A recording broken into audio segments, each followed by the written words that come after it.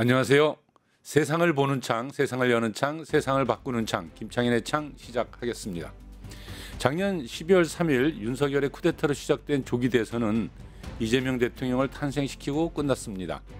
이제 내란 세력을 척결하고 새로운 대한민국을 건설해야 할 중차대한 과제가 우리 앞에 놓여 있습니다. 이재명 대통령은 취임사를 통해 통합을 앞세우고 급한 경제적 문제 해결에 중점을 두었습니다. 그러나 무엇보다 급한 불이 있는데요. 미국과의 협상 그리고 한반도 평화의 과제가 우리 앞에 놓여 있습니다. 오늘 이재명 정부가 해야 할 한반도 평화와 안보 외교적 과제에 대한 대담을 진행하고자 합니다. 조국혁신당 김준형 의원님 나와 계십니다. 어서 오십시오. 네, 안녕하십니까. 반갑습니다. 이재명 대통령이 어제 취임사 잘 보셨죠? 네, 취임식장에 있었습니다. 아, 맞습니다. 네, 네. 텔레비전에서 본 것 같습니다. 네. 거기서 이제 어제 첫 인사를 했는데요.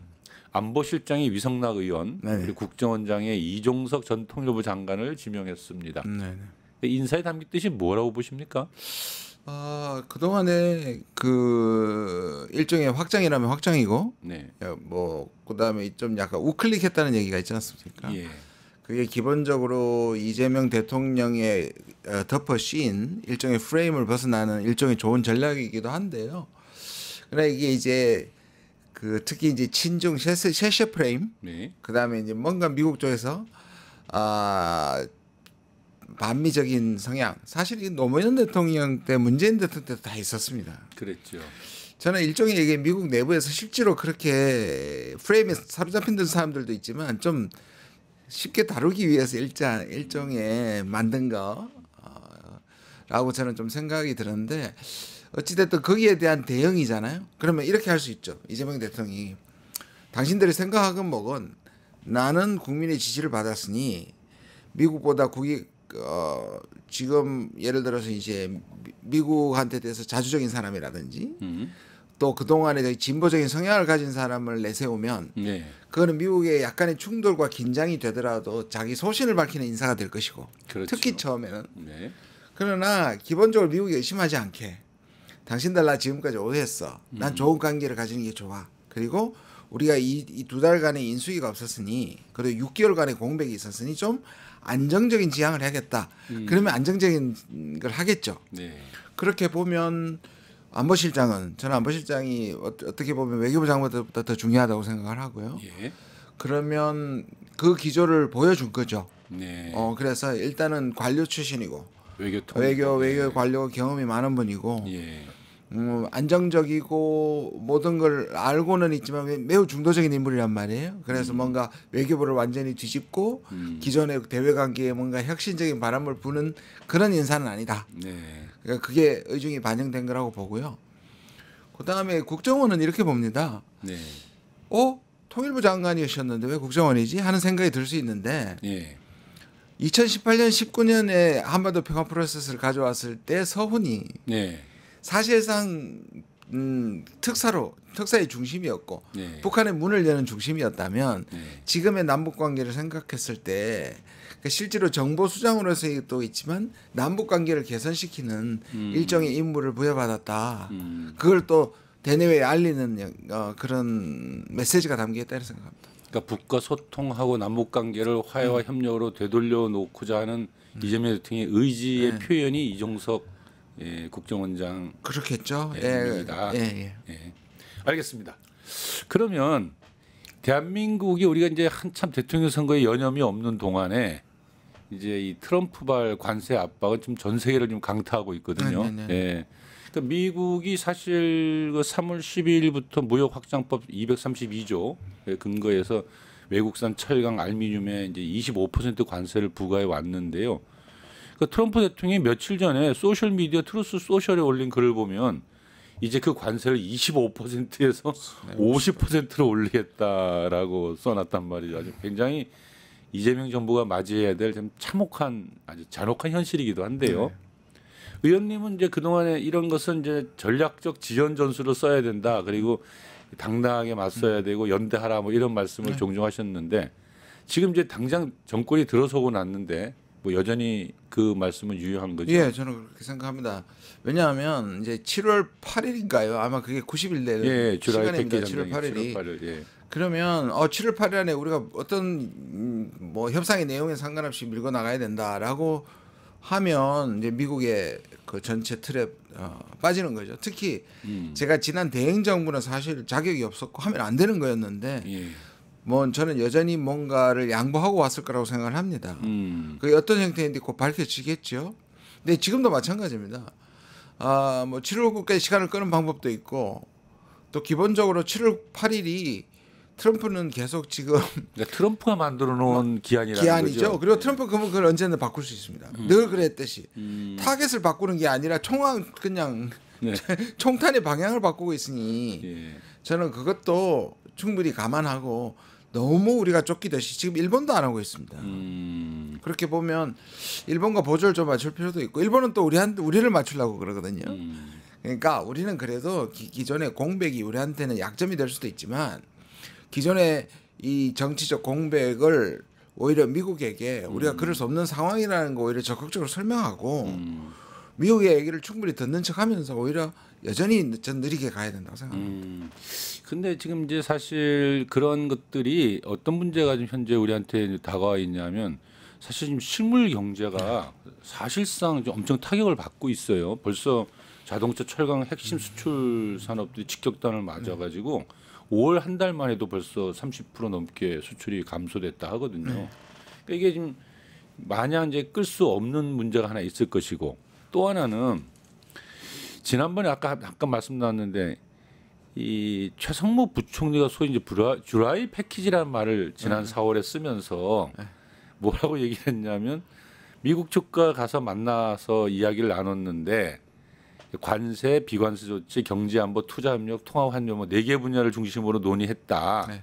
그래서 이제 뭐 다음 정부 때 이제 결론 내리면 된다 이랬는데 당시에 그 미국의 그 스콧 베선트 미국 재무장관이 뭐라고 얘기를 했냐면 아주 재밌는 얘기를 했잖아요. 한국이 서두르고 있다. 선거 전에 뭔가 무역 협상의 틀을 완성하기를 원하고 심지어 이제 선거에 이용한단 말까지 했었죠. 한덕수가 선거 운동을 하고 싶어한다. 이게 사실 그래서 자꾸 이제 걱정을 하시는 거잖아요. 뭐냐면 그때 뭔가 이미 보이지 않는 각서라도 써놓은 거 아니냐.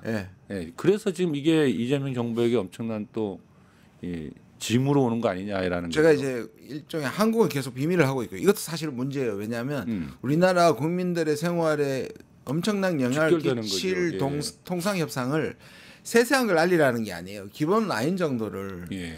적어도 미국의 예를 들어서 뭐 우리는 그 FTA다. 그 정도 관세 물 수 없다. 이 정도라도 우리는 싸우겠다는 이런 거 하나도 알리지 않고 지금까지 어떻게 한지를 모르잖아요. 근데 지금 말씀하신 것처럼 우리가 이제 짐작할 수 있고 미국 쪽에서 나오는 소리들이 지금 트럼프는 그게 관세에 미쳤다고 할 수 있는데 한국에 대해서는 별 불만이 없어요 지금까지. 조용하죠. 그렇죠? 그다음에 최고의 게임이었다고 얘기하고 그게 더 그다음에 미국의 이게 부합하는 협상이었다고 얘기했잖아요. 그러면 우리한테는 이익이 되는 게 아니잖아요. 그렇죠. 이게 제로섬 게임이니까. 제로섬 게임이다 관세는. 미국은 관세를 올릴수록 그걸로 투자를 많이 받을수록 모든 게 미국 쪽인데 근데 미국이 참 좋은 협상이었다 한다는 소리는 우리한테 최악의 협상이었다는 얘기죠. 근데 그 약속이 협상이나 이런 게 아니고 제가 왜 각서 얘기를 하냐 하면 저 뭐 구두 약속이든 각서가 있으면 그걸 가지고 새 정부한테 들이민다면 그러면 제일 첫 번째가 뭐냐 하면 그 협상에 버틸 거냐 다시 하자 하고 할 거냐가 그러니까 말이죠. 매우 쉽지가 않아요 그게. 그렇죠. 왜냐하면 오해받잖아요. 맞아요. 그러니까 반미 정부로 오해를 받는데 그러니까. 그러면 미국은 그걸 사용하겠죠. 활용하겠죠. 예. 왜냐하면 봐라 한미동맹 흔든다고 또 흘려가지고 이게 한미동맹에 위협을 주면서 오히려 하고 하겠죠. 그다음에 뭐 국민의힘은 또 난리 나겠네요. 그렇죠. 마냥 끌 수 없다는 문제를 아까 지적하셨는데 제가 왜냐하면 그러면 이게 우리가 미국하고 협상해가지고 그러면 이 관세 전쟁에 우리만 특혜를 받을 수 있느냐의 문제예요. 그러니까 거의 불가능합니다. 지금 트럼프는 죽어도 10%의 보편 관세는 안 때리겠다. 그러니까 절대로 움직일 수 없는 레드라인이라고 얘기를 하잖아요.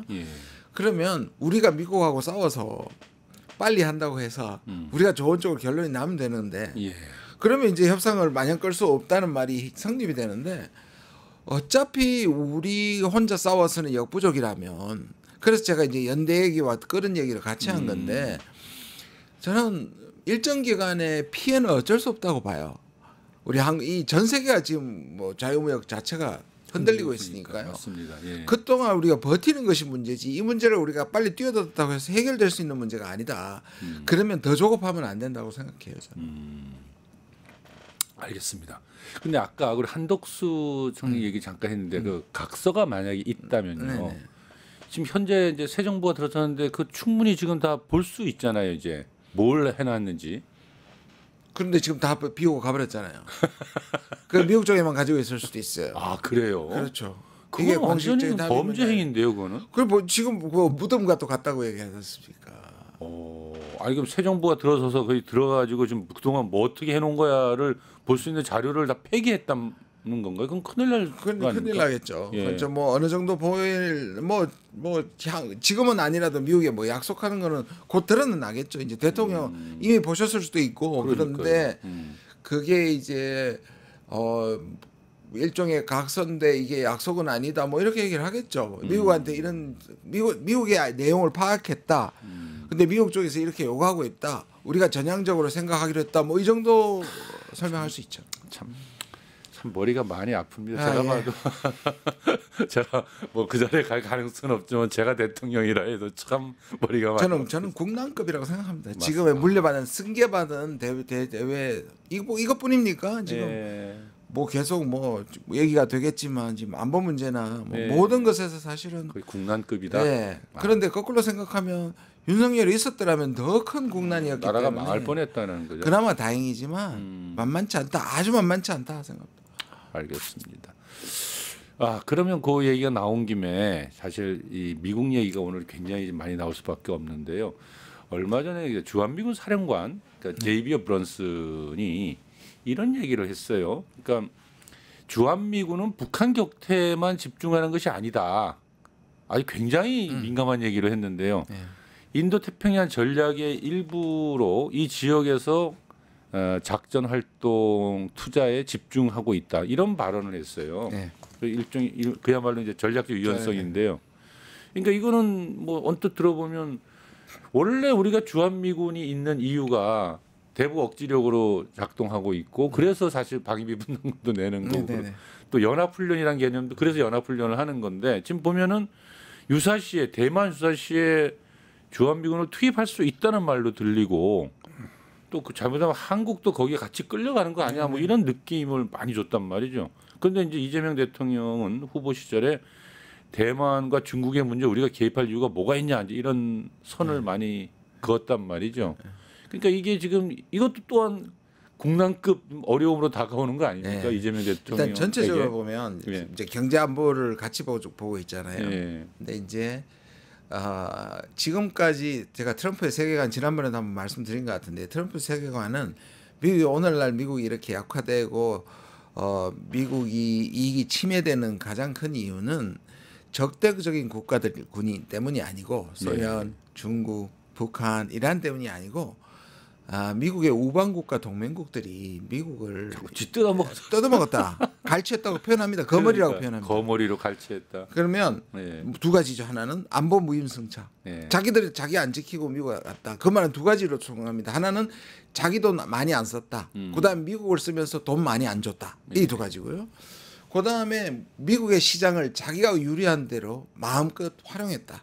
이 두 가지에 대한 입장권을 이제부터 받아야겠다. 정산해야겠다. 그게 바로 관세고요. 관세. 경제는. 예. 그다음에 분담금. 이게 다시 이제 지금까지 공짜였다고 보는 거죠. 트럼프 내 나라 이거죠. 이제는 입장료 내고 해라.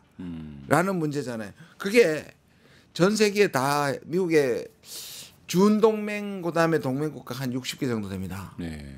우리가 그 중에도 가장 고도의 동맹이죠. 한국, 일본, 그 다음에 EU, 이게 나토 예. 정도가 대표적인 미국의 동맹이라면 역설적으로 여기가 제일 트럼프의 타겟이 되고 트럼프가 생각할 때 제일 많이 뜯어먹은 거머리들인 거죠.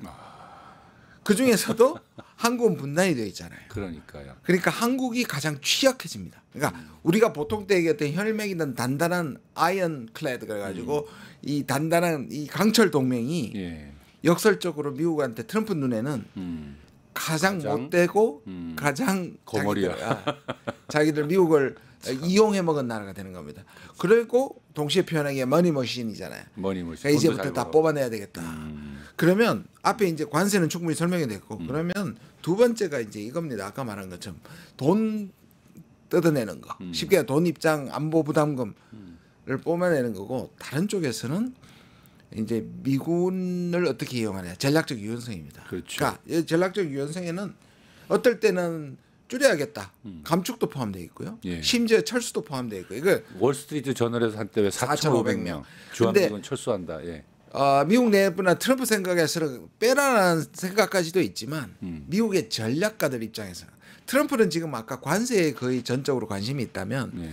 이 군부 사람들은 전략적으로 생각했을 때 한국을 빼는 거는 말이 안 되는 거고 왜냐하면 지금 자기들이 왜냐하면 거의 반중주의자들이란 말이에요. 그렇죠. 그러면 한국과 일본은 엄청난 자산인 거예요 미국한테. 그렇지 않겠습니까? 한반도 그저 항공모함이라고 표현까지 저기 그러니까 주한미군 사령관을 썼지 않습니까? 그 버런슨이 뭐라고 했냐 그 전에 왜 항공모함이냐면 네. 거리의 폭군이라 그랬어요. 이 말이 뭐냐면 tyranny of distance다. 네. 너무 멀다. 너무 멀다. 미국에서. 그렇죠. 그렇다면 미국이 직접 관리를 못 한다는 뜻이고. 그렇죠. 그럼 미국이 보낸 항공모함인데 특히 한국은 예. 중국과 일본 사이의 항공모함이다라거든요.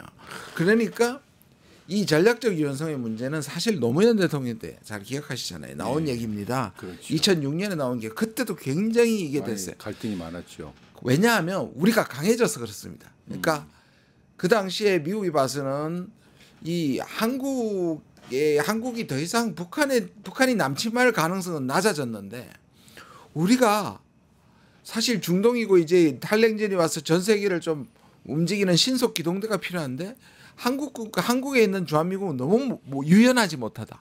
그렇죠. 북한만 담당하는 걸로서 너무 아깝다였습니다. 그걸 노무현 대통령한테 얘기했고 엄청난 논의 끝에 어떻게 했냐면 한국 사람들의 한국의 동의 없이 움직이지는 않을 거다. 이게 우리나라가 아니고요. 주한미군. 그래서 이 주한미군은 지금 예를 들자면 북한용이기 때문에 육군 중심입니다. 네. 뭐 비행기 뭐 함정 다 있지만 기본적으로 육군 중심인데 이거를 이 지역 전체를 움직이려면 기동대가 되려면 이제 해군하고 공군 쪽으로 움직여야 되는 거고요. 이제 이런 문제가 다시 등장하는 거죠. 근데 여기에 플러스 뭐냐면 한국군의 전략적 유연성까지 요구하게 되는 겁니다. 그러니까요. 그게 제일 좀 걱정스럽더라고요. 이제 예전에는 미군의 임무 자체가 이 기동군으로 움직인다는 자체도 저희가 굉장히 반대를 했는데 이 주한미군의 임무는 뭐 이 북억지력으로 존재하는데 왜 너희가 빼가지고 저쪽 중국 싸우러 가냐 이랬는데 이제는 그 정도가 아니라 한국군까지도 같이 유연하게 움직여라. 사실 이거는 박근혜 때부터 시작됐고 이명박 박근혜 그 다음에 윤석열까지 이어지는 게 포괄적 전략 동맹이라는 게 기억나시죠? 그렇죠. 포괄적. 그게 뭐냐하면 한국이 전 세계를 상대로 미국과 함께 방위를 책임진다는 뜻이에요. 미영 동맹처럼 듣기에는 우리가 위상에 올라간 것 같지만 그게 아니라 한국이 지역군처럼 미국의 지역군 전략에 들어간다는 뜻이고 이 말은 얼마 전에 미일 국방장관이 일본에서 2+2 할 때 했던 원시어터. 그러니까 한반도와 중국해 남중국해를 합친다는 뜻은 이 전체가 미국의 전장이 되고 그 일부가 한국군이 되는 겁니다. 그렇죠. 굉장히 심각한 이야기네요. 근데 이러한 것들은 그야말로 이 미군의 전략적 유연성 얘기 나올 때도 그거는 합의가 있어야 된다고 했는데 한국군에 대해서 그렇게 미국의 한 지역군이 돼서 움직인다고 하는 건 그건 우리 전 국민적 합의가 있어야 되는 문제잖아요. 그렇죠. 사실 지금 말씀하셨던 미군을 움직이는 것도 미군이 여기서 발진을 해야 되잖아요. 그럼 일종 후방 기지가 되잖아요. 그러니까요. 그러면 여전히 미국만 움직여도 우리는 중국과 적군이 되거나 위험한 거죠. 대만. 그래서 사실 제가 그 대만 유사시에 우리가 개입하는 것을 촉구하는 불개입 촉구하는 제가 이제 그 결의안을 냈습니다. 왜냐하면 또 사실 제가 이거 의도적으로 선거 직전에 했던 이유가 뭐냐면 이재명 대통령 정권이 서면 만약 서고 나서 이걸 하면 또 새세 정권에 난리가 날 것 같고 저는 조국 혁신당이기도 하고 선거 전에 이 발의를 해놨습니다. 결의안 자체가 모든 걸 막을 수는 없지만 제가 왜 그렇게 했냐면 브런슨이나 누구나 지금 뭐라고 생각하냐면 한국이 대만 유사시에 한국이 개입하는 것은 기정사실화하고 있습니다. 그러니까 이게 너무 근데 다른 사람보다도 이 주한미군 브런슨 사령관은 과거의 사령관들보다 훨씬 좀 말을 좀 직설적으로 직설적으로 하고 굉장히 이 오만하게까지 좀, 예. 보입니다. 제가 하는 많이 말씀- 좀 예. 그런 것 같아요. 건방져 보이고. 그러면 사실 그 부분에 대해서 우리가 비판을 해야 됩니다. 왜 많이 비판을 비판해야죠. 근데 비판은 시민단체나 나오지 예. 저는 전혀 나오질 않아요. 아니 왜냐하면 제가 진짜 걱정스러운 게 항공모함 발언을 했잖아요, 이 사람이. 근데 항공모함은 알다시피 어느 한 지역의 전장을 장악하는 거기가 항공모함이 뜨면 그렇죠. 그 동네 전쟁을 거기서 다 치러준 거 아닙니까? 예, 예. 그러니까 한반도가 이 동북아에서 전쟁이 나는 곳에 항공모함이라는 소리는 중국과의 전쟁에서 그야말로 이제 기지화된다는 소리인데 그럼요. 굉장히 위험한 발언을 하는데도 의외로 정치권에서 조용히 뭐 대선 때문이지만 이제 앞으로 대선이 맞춰진 조건에서 그러니까 지난번에 이라크가 아니라 참 우크라이나 파병 문제도 마찬가지고요. 우리 국민들이나 또는 이거를 굉장히 명분이나 이념적으로 생각하는 사람 분들은 그러면 대만이 만약에 중국이 침략을 하면 사실 미국의 또 저 뭡니까 헤그세스는 아예 그렇게 얘기했지 않습니까? 2027년에 침략할 것처럼 기정사실화했잖아요. 예. 그러면 우리는 당연히 미국과 함께 대만을 지켜야 된다는 생각을 하고 있는데요. 또는 러시아의 공격을 받은 우크라이나를 지켜야 된다는데 정의로우면 알겠으나 예. 그렇게 하면 전 세계 우리 모든 전쟁에 사실은 다 가야 합니다. 다 가야 되는 우리가 그러면 미국처럼 미국도 사실 우크라이나 안 간 거잖아요. 예, 안 갔죠. 말만 하고 사실 돈만 된 거잖아요. 그렇죠. 우리가 가려고 들었잖아요. 근데 이쪽으로. 우리가 가려고 했고 예.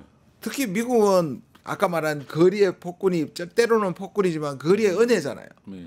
미국 저렇게 떨어져 있으니까 괜찮지. 우린 지금 중국과 러시아와 그리고 지금 분단되어 있잖아요. 그러니까. 우리한테 이거는 미국이 생각하는 이 부분을 이재명 정부가 제대로 미국한테 선꺾기를 할 수 있을까? 아까 각서만큼이나 힘든 일입니다. 그러니까 사실은 이런 토론이 얼마나 의미가 있을까는 모르겠는데 제가 자꾸 드는 생각이 이런 생각이 들어요. 아니 이제 이게 항공모함이고 또 기동군이 됐다면은 우리가 기동군이 됐다면은 그렇다면 굳이 우리가 방위비 분담금을 내야 될 이유가 없는 거 아닙니까? 원래 방위비 분담금의 성격은 한반도를 지키는 주한미군이 있으니 그 주둔비의 일부를 우리가 좀 낸다라는 의미가 있었던 건데 이제 그 부대가 한반도 안에서 남북 관계에서 북의 억지력으로 존재하는 게 아니라 그야말로 대중국과 싸우는 데 있어서 움직이는 기동군이라면 도리어 저희가 이제 돈을 받아야죠. 그러면 주둔비를. 논리적으로 합리적으로 맞는 말씀이죠. 근데 이게 결국 양국의 일종의 평등 호혜적인 관계가 아니면 미국은 이렇게 얘기할 겁니다. 중국을 지키는 게 결국 한국을 너희들을 지키는 거라고 얘기하겠죠. 우리가 언제 중국하고 전쟁을 했습니까? 그러니까 저렇게 생각하는 거죠. 중국이 참 지역을 장악하는 패권국이 될 거라고 보는 거죠. 그렇죠. 그러니까 자기들이 중국의 그 엄청난 압박에서 지켜주고 있다고 그렇게 하는 거죠. 그래서 이런 발언이 나왔나 본데요. 그 미국 백악관 관계자가 이 대통령 당선에 대한 논평을 내는데 이제 한미 동맹의 견고함도 강조하고 또 한국이 뭐 자유롭고 공정한 선거를 잘 치렀다 하면서 이상한 말을 덧붙인 게 이 중국의 간섭과 영향력이 우려스럽다. 뭐 이 약간 이상한 말을 뒤에 붙였어요. 그렇죠. 예. 이거는 굉장히 심각한 말입니다. 안 그래도 지금 중국이 뭐 이 극우 쪽에서 말도 안 되는 가짜 뉴스로 뭐 부정선거를 개입했다라고 얘기하잖아요. 이거는 윤석열의 내란 사태에도 연결이 돼 있었고요. 그러니까요. 근데 미국이 마치 다른 논평의 셋은 모르는데 축하하는 자리에서. 그러니까 그리고 말해서. 그렇게 얘기해놓고 뒤에는 뭐냐? 결국 그 부분을 약간 있는 듯한 암시하는 듯한 그러니까요. 얘기를 했단 말이에요. 근데 우려스러운 게 뭐냐면 트럼프를 따라가는 마가 그룹이 있습니다. 그렇죠. 로라 루머라든지 예. 스티브 배넌이라든지 예, 배넌. 골든 챙이라든지 아주 대표적인 독설가들이 있어 극우입니다. 극우파들이죠. 예. 거기는 우리나라 극우하고 똑같습니다. 정광훈판이죠. 정광훈입니다. 이재명 대통령이 나라를 중국하고 북한한테 팔아먹을 거다. 예, 뭐 그런 식으로. 그리고 중국이 지금 대선에 개입해가지고 붙여줬다. 이재명은 실제로 그렇게 얘기하는 사람들입니다. 그러니까. 그래서 마치 그들의 영향을 받아가지고 중국의 개입을 얘기하고 알든 모르든 또 얘기함으로써 또 한국을 다루는 이재명 정부를 다루려는 그런 의도가 좀 엿보입니다. 그러니까 정말로 우리가 걱정스러운 게 한두 가지가 아닌데 그건 더더욱이 최근에 있었던 그 피트 헤그세스가 그 싱가포르 샹그릴라 호텔에서 열린 아시아 안보 대회 연설을 할 때 어떤 연설을 저는 올 거 왔구나 이런 생각이 참 그날 많이 들던데요. 그러니까 뭐냐면은 이제 안보는 미국에 의지하고 경제는 중국에 의지하는 이른바 이제 안미경중의 접근 방식 하지 마라 이런 얘기를 노골적으로 했어요. 하면서 이제 한국 등의 그 인도 태평양 지역에 있는 동맹국들의 균형 외교 뭐 그런 거 하지 마라 이렇게 딱 얘기했단 말이에요. 그러니까 아주 쉽게 얘기하면 중국하고 경제관계 끊으라잖아요. 끊으라는 소리잖아요. 그럼 이재명 정부가 말하는 균형 외교, 신뢰 외교와 한마디로 정면으로 부닥치는 얘기인데. 죄송한 말이면 그럼 지들은요. 지들은요. 미국은 제가 직설적으로 이야기해요. 미국은 중국하고 지금 끊을 수 있습니까? 그러니까요. 못 끊습니다. 근데 우리 보고 끊으라 그래요. 미중의 무역이 매년 기록을 경신할 정도로 많습니다. 계속 그렇게 중국한 왜냐 미국은 지금 자기들이 필요한 생필품을 생산할 능력이 없습니다. 제조업. 예, 그렇죠. 예. 그러면 그걸 유럽이나 한국이나 비싼 나라에서 다 사면 미국 경제 그냥 인플레이션으로 망합니다. 어쩌면 중국이 미국의 물가를 지켜주고 있어요. 그렇죠. 중국한테 대한 무역 그 관세를 내린 이유가 중국이 고마워서가 아니라 중국이 무서워서가 아니라 자기 국민들 물건값 올라가는 너무 인프라가 되니까 그것도 내릴 수밖에 없는 거거든요. 아니 미국이 그럼 이렇게 사실 얘기해야 됩니다. 미국이 먼저 끊고 나서 한국한테 끊으라고 하라고. 만약에 우리 의원님이 이 우리나라의 외교에 중요한 위치에 있다거나 혹은 뭐 이재명 대통령에게 바로 이제 조언을 드릴 수 있다면 지금 이재명 대통령이 한미 동맹 강화를 한다. 물론 그 위성나 안보실장을 이렇게 임명하는 것도 그런 의미도 있을 거라 생각하는데요. 그러면서도 또 중국, 러시아, 일본 등과의 주변 국가의 관계를 실용적으로 조율해서 대한민국 외교적 자율성을 넓히겠다 뭐 이런 식의 표현을 자꾸 쓰고 있다는 거잖아요. 그런데 현재 지금 당면에서 이거는 뭐 그렇게 그건 그냥 좋은 말일 뿐이고 현실은 굉장히 강한 압박으로 미국에만 투자해 뭐 중국과의 관계에서 거기서 경제에 너무 매달리지 마 뭐 이렇게 자꾸 몰아갈 것 같은데 이럴 때는 어떻게 하시라라고 조언을 한다면 어떻게 할 수 있겠습니까? 일단 저는 뭐 브런슨의 얘기나 헤그세스 얘기를 일일이 저처럼 지금처럼 그 맞대응해가지고 예민하게 부딪힐 필요는 저는 없다고 생각해요. 그러나 실제로는 버텨내야 합니다. 그리고 우리가 이렇잖아요. 안돼가 아니라 우리는 뭐 자유무역을 지지한다.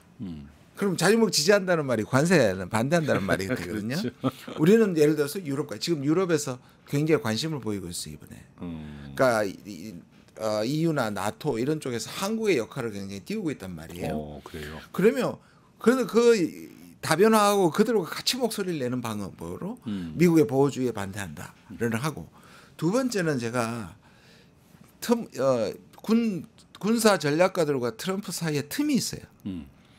이걸 잘 노려야 된다. 이 틈이 뭐냐면 트럼프는 숫자가 중요해요. 군사 분담금이나 무기 판매액이 훨씬 더 중요합니다. 그렇군요. 다시 말해서 트럼프는 이익만 된다면 중국하고 손 잡습니다. 근데 이 군사 전략가들은 사생결단을 내서 중국을 꿀을 안 쳐야 되는 사람들입니다. 그러니까 지금 두 가지를 같이 오는 것처럼 보이지만 트럼프는 오히려 바이든보다 한미를 묶어야 된다는 데 대한 그 절박한 목표가 없습니다. 그러니까 저는 트럼프를 오히려 설득해서 이쪽 부분에 구조적으로 한미일이 묶여서 중국과 러시아와 북한에 대한 일종의 신냉전이 벌어지지 않도록 하는 것은 오히려 트럼프한테 투자해야 된다. 트럼프는 모른다. 관심 적다. 그래서 한미일이 바이든 때보다 훨씬 느슨하다. 이 부분을 잘 노려야 된다고 생각합니다. 알겠습니다. 뭐 그런 게 한번 보고 가죠. 우리 이제 북쪽 얘기를 좀 해야 될 것 같아요. 그 미국 싱크탱크 전략국제문제연구소 CSIS 빅터차 한국 석좌. 예, 이때쯤 되면 항상 나타나는 사람입니다. 그분은 어떤 분이에요, 진짜? 예, 일단 기본적으로 뭐 코리안 아메리칸이죠. 매우 보수적인데 사실 트럼프 때 주한 미국 대사가 하고 싶었고요. 실제로 청문회가 진행될 뻔하다 여러 가지 문제 때문에 중간에 실행되지 않았고 초기에 트럼프 일기 때 등장했을 때 트럼프는 외교 안보에 적합하지 않는 인물이라고 하는데 미국의 외교 전문가 100명인가요? 서명했다가 나중에 자기가 사람을 잘못 봤다고 철회한 사람입니다. 그런가요? 아무튼 이 빅터 차가 그 포린 어페어스에 크고 대담하게 매우 나쁜 대북 합의에 대비하라 뭐 이런 기고를 했어요. 그 소리 내용을 보니까 이제 트럼프 행정부는 이제 북한 비핵화를 포기하고 미국 본토에 가장 근접한 위협을 줄이는데 집중해야 된다. 뭐 이런 내용입니다. 보니까. 근데 사실상 그동안에 트럼프 대통령이 뭐 뉴클리어 파워 또 북에 대해서 얘기를 했고 또 루비오 국무장관도 이제 핵 무장한 북한이라는 표현을 썼는데 어떻게 보세요? 진짜로 이 앞으로 향후 미국이 북과의 관계를 좀 풀어 나가는 데 있어서의 태도는? 그 아까 맞아 얘기를 하면 이분이 이제 트럼프 초기에는 그렇게 썼다가 트럼프 이제 말기에 일기 말기를 얘기합니다. 일기 말기에 이제 주한미국 대사가 되고 싶어서 매우 우호적인 얘기를 했다가 지금은 다시 이제 트럼프에 대해서 이제 조금 부정적인 얘기를 하는 겁니다. 그럼 그 맥락이 있고요. 지금 뭐 한국이 패싱된다든지 북한하고 배딜을 한다는 것은 이제 기본적으로 한국이나 미국에 있는 보수들이 이제 양쪽을 다 비판하는 거죠. 그러니까 트럼프가 배딜을 하는 것도 문제고 한국을 패싱해가지고 결국 북한이 지금 이렇게 비핵화를 강화했는데 마치 받아들일지도 모른다는 데 대한 우려를 나타내는 것이겠죠. 비핵화를 강화한 게 아니라 핵 보유국으로서의 전략적 국가로 좀 성장을 해오고 전략적으로 있는데, 하고 있는 거를 포기할까봐 비핵화를 포기하는 것에 대한 것을 이제 얘기를 하는 건데요. 저는 트럼프는 아까 같이 이 전략적 유연성이나 아니면 한미일 삼각 동맹을 만들어서 중국을 견제하는 이런 부분에 대한 시대적 소명 이런 거 없단 말이에요. 기본적으로 관심도 없단 말이에요. 똑같습니다. 그러니까 북한의 비핵화 이런 것보다도 이 자기가 북한을 끌어내 가지고 뭔가를 해냈다는 것에 뭐 일기 때는 그게 노벨 상이든 어쨌든 그래서 트럼프는 분명히 북한한테 손짓을 하고 있는 것 같고 대화를 여러 번 노크를 한 것 같은데 그런 것 2019년에 엄청나게 트라우마를 갖고 있는 김정은 쪽에서 그리고 지금은 전략적 환경이 북한은 나쁘지 않지 않습니까? 그렇죠. 그래서 북한이 조금 튕기는 중인 것 같아요. 다급할 게 없습니다. 뭐 지금 물 밑에서 대화가 되는 정도는 아니고 미국이 계속 이렇게 좀 노크를 하고 노크를 하는 정도라고 보시면 될 것 같고 이제 저는 아까 이제 그 우리 이종석 지금 이제 후보 국정원 후보도 얘기했는데 국정원장 후보도 얘기했는데 저는 일단은 한반도의 긴장을 내리는 게 중요하기 때문에 트럼프가 손을 내미는 것 자체는 나쁘지도 않다고 생각하고요. 심지어 이제 미국과 북한이 뭔가를 정상회담하는 것도 저는 나쁘지 않다고 생각해요. 초기에서는 우리가 패싱 당하는 거에서 너무 민감할 필요 없고 그러나 중간에 어떤 우리가 한테 영향을 줄 수 있는 협정을 한다든지 협상을 한다든지 하는 부분에 대해서는 우리가 들어가야 되겠죠. 그래서 그런 부분은 오히려 미국하고 의논하는 것이 이제 정부가 들어왔으니까 북한 문제를 가지고 끊임없이 조언하고 뭔가 미국한테 할 수 있는 오히려 지금은 약간 제3자의 역할을 하다가 기본적으로 이게 물꼬가 트이면 그때 저는 중요한 플레이가 되는 게 중요하다고 생각합니다. 알겠습니다. 이재명 정부가 뭐 이제 북쪽과의 소통을 원하고 또 이렇게 평화로운 남북 관계를 만들고 싶어하는 의지는 여러 차례 밝히고는 있으나 지금 당장 무슨 소통을 하려고 해도 일이 풀릴 것 같지는 않고요, 그죠? 그리고 북한의 상처가 큽니다. 한국을 신뢰할 수 없다고 생각하기 때문에 별로 만나고자 하는 의지가 별로 없지요. 만날 이유가 별로 없다. 그럼 이재명 정부가 지금 해야 할 일은 뭐죠? 그럼 남북 관계에서는? 그러니까 아까 말씀드린 것처럼 오히려 이거는 차분하게 기다릴 필요가 만약에 있다. 남쪽에서 또 하면 문재인 정부 때처럼 비핵화 포기했냐는 오히려 이념 공세가 들거든요. 그렇죠.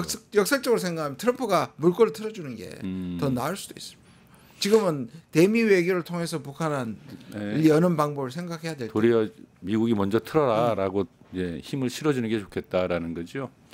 그 사이에도 우리가 할 일은 했으면 좋겠어요. 제 생각에는 뭐 9.19 군사 하겠다는 거 아닙니까? 복원을 시켜내고. 근데 그것도 이제 북한이 맞받아 쳐줘야 되는데 박수를 쳐줘야 되는데 그래도 던져 놓는 건 의미가 있다고 생각해요. 대북전단 안 뿌리고 뭐 그런 것만 해도 오물풍선 안 올 테니까.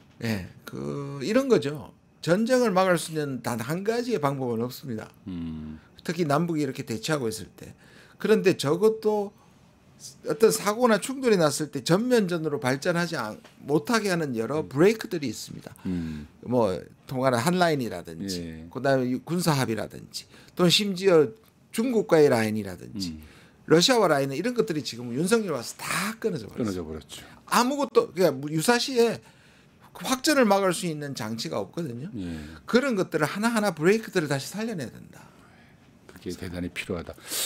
시간이 많이 되었으므로 있잖아요. 네. 네, 최근에 가장 관심 있는 거 하나만 여쭤보겠습니다. 이제 마지막으로 지금 우리가 대통령 선거에 정신이 없는 그 기간 동안에 우크라이나가 러시아 본토의 공군기지 4군데에다가 대규모 무인기 공격을 해서 세상을 깜짝 놀라게 했어요. 네. 그래서 뭐 이 발표에 의하자면은 러시아의 전략 폭격기가 뭐 많이 파괴됐다 하고요.